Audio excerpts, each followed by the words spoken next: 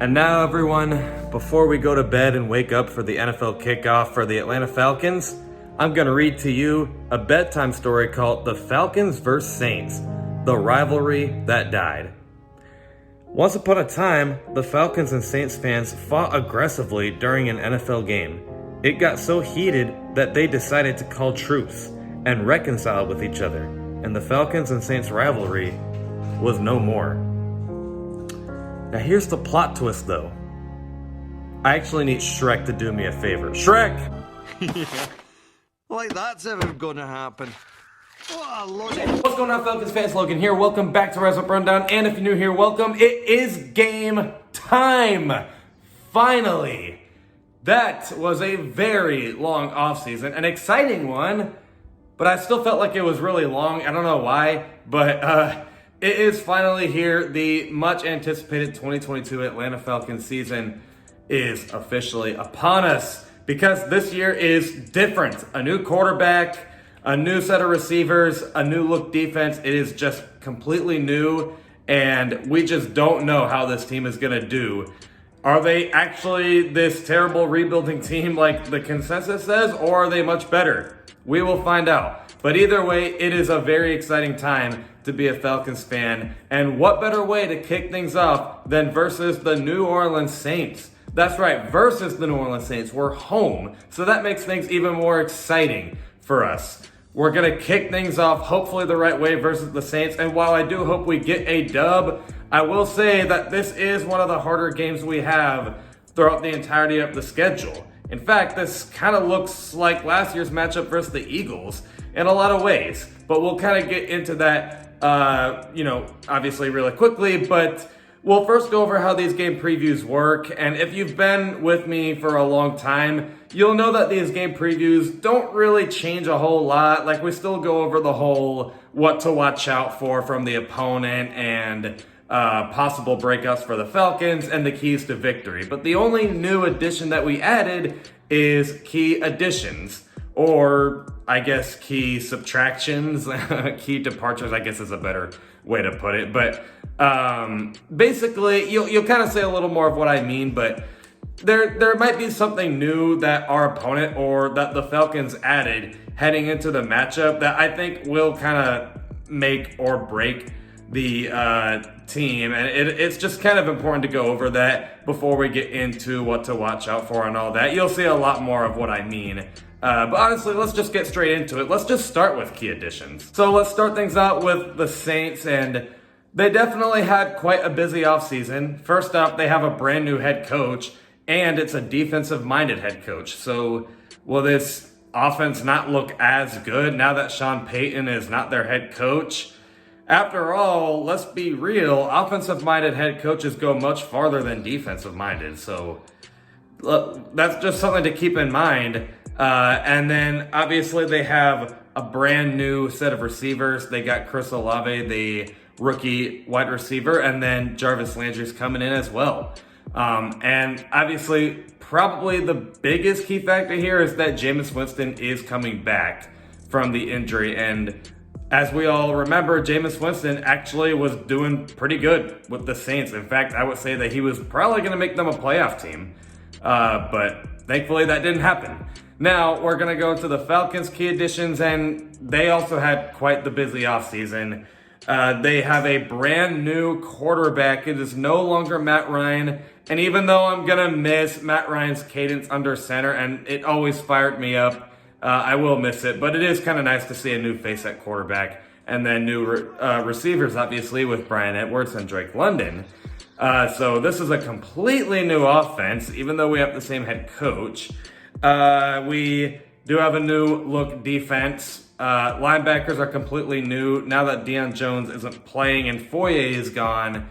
And then Casey Hayward is in at the secondary. We got Arnold Ebiketie, and then Lorenzo Carter at pass rush. So fingers crossed that this pass rush will finally be good. We'll see. And then, well, there's home field advantage. And I know the Falcons' home field advantage hasn't really been like the greatest in years recently, but it's still something to note. But those are the key additions to the Saints and the Falcons. But what are some things to watch out for? So this is the main reason I say that this game is very similar to last year's game versus the Eagles. The number one thing I'm really worried about for this game, and I mean like worried to the point where like we actually could lose the game because of this, is how weak our line play is compared to the Saints. I'll go over the offense or the defensive line for the Falcons and then that versus the Saints offensive line. Let's be real, the Saints offensive line has honestly just been pretty good throughout, you know, a long time is all I'm really trying to say. Like they've just always been pretty good up front offensively, and the Falcons pass rush just is never, they just can't find anything that clicks. Even though I think Grady Jarrett actually had like a 15% win rate as a defensive tackle for the pass rush, and I believe in the top 10 defensive tackles as far as pass rush win rate goes, I think Grady Jarrett came in 5th. But other than that, yeah, you got, you know, Lorenzo Carter, but it's still a new team that he has to adjust to, and this is week 1 we're talking about. And Arnold Ebiketie as a rookie. So even though there's like potential names that could surprise, it's still week 1. Like they kind of need to adjust pretty soon against this really good Saints offensive line especially. But this is where I worry. I really worry the Falcons offensive line versus the Saints defensive line. Do I actually have to explain why this is a problem? Like, Marcus Davenport is coming up a year with 9 sacks. Cam Jordan is coming up a year with 12.5 sacks. The Falcons offensive line has Caleb McGarry. And they have, I think Jalen Mayfield's not going to play in this game, but I mean, even if he doesn't, are you really all that confident that whoever steps up is going to block well?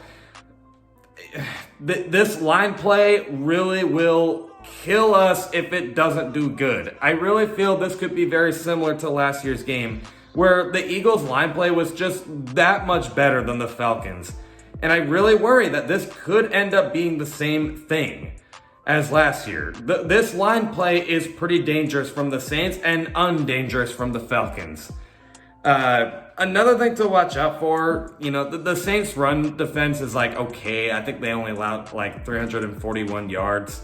So, you know, it's like okay. So maybe our running backs could still do pretty solid, but they probably won't break out.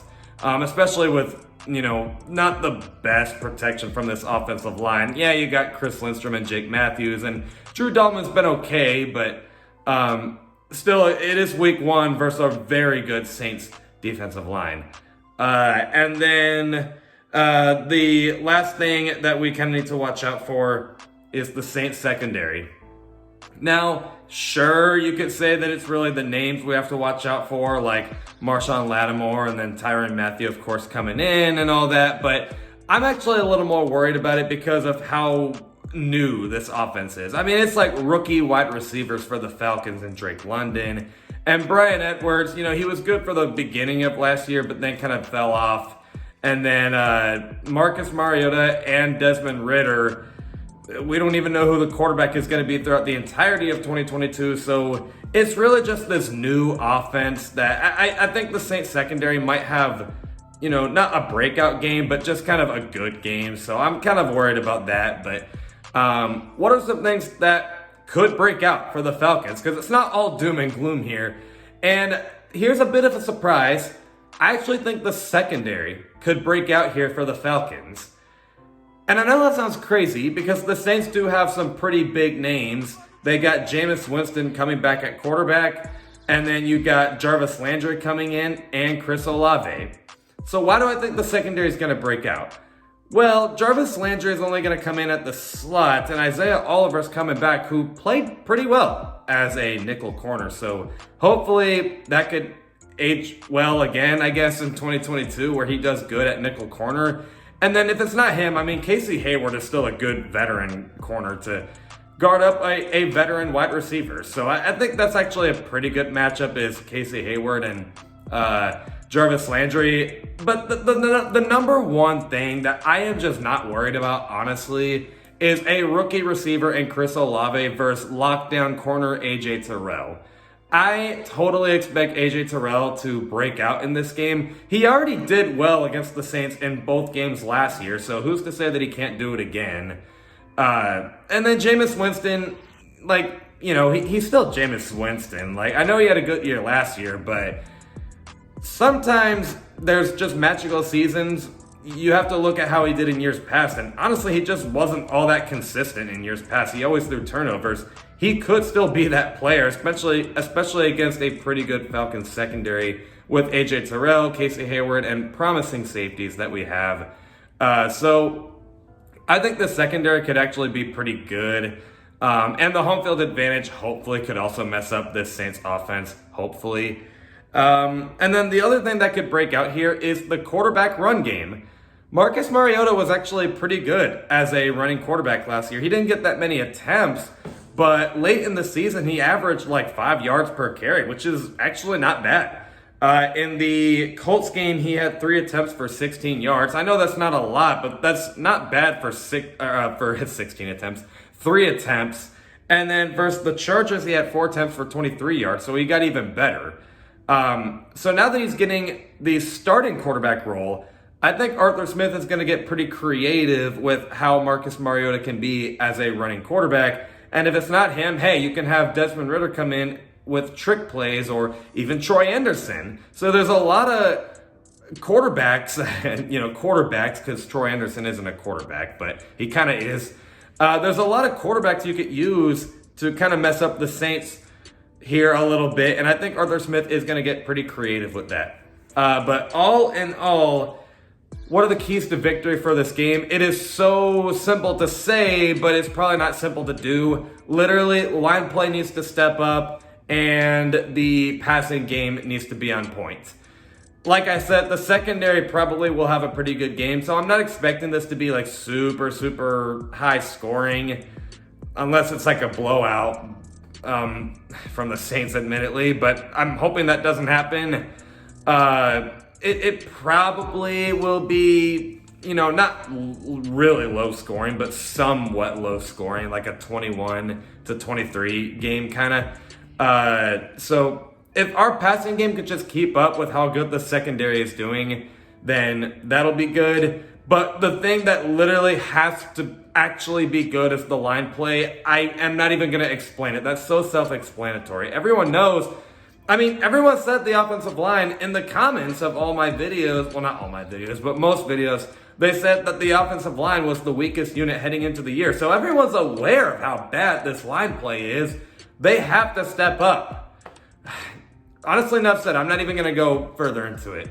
But other than that, I know it kind of sounds like we're in for trouble, but it's not like there's no chance. I think the Falcons actually can win. The home field advantage obviously has to be good too, but let's hope for a win. And I'm so excited for the season. Let me know what you guys think in the comments below. Stay safe, and as always, rise up.